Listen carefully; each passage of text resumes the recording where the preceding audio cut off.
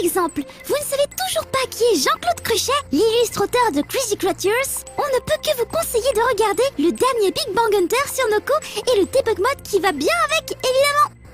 Il y a eu un peu tout dans le lot. Tout le monde y est allé de sa blague. Google qui permet de jouer à Pac-Man dans Google Maps. Daigo, Mad Catz, un joueur légendaire de Street, notamment Street Fighter 3, Third Strike, qui annonce qu'il devient comptable. Il préfère désormais utiliser une calculatrice en forme de stick arcade pour remplir ses tableaux Excel.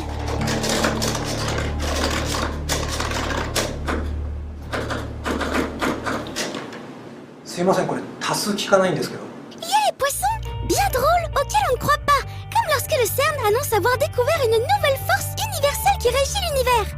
Après la force forte, la force faible, la force électromagnétique et la gravité, il s'agirait de la force tout court et avec une majuscule.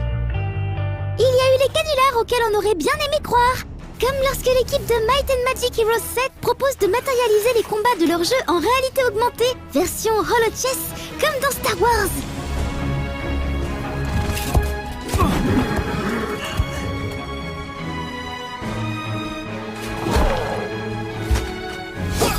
Et enfin, ceux auxquels on a cru sérieusement pendant un instant.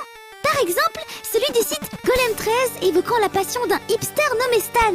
Son dada est de regarder des œuvres récentes comme le film Gravity ou encore Game of Thrones, mais sur support VHS et télé cathodique, pour revenir aux fondamentaux du 7e art. Il faut dire que dans ce cas précis, ils ont légèrement trichouillé en mettant en ligne leur article avant le 1er avril, et ont donc pris de nombreux gens au piège. Ah, les imprudents qui avaient baissé leur garde. Mais s'il y avait d'idées.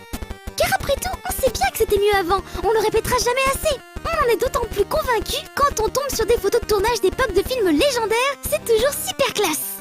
Un coup d'œil sur une petite galerie de photos ayant pour sujet les maquettes de Blade Runner, avec la voiture volante de Deckard, le spinner ou encore l'immeuble monumental de la Tyrell Corp, ça laisse rêveur. Tout comme cette autre galerie sur les maquettes utilisées durant le tournage de la première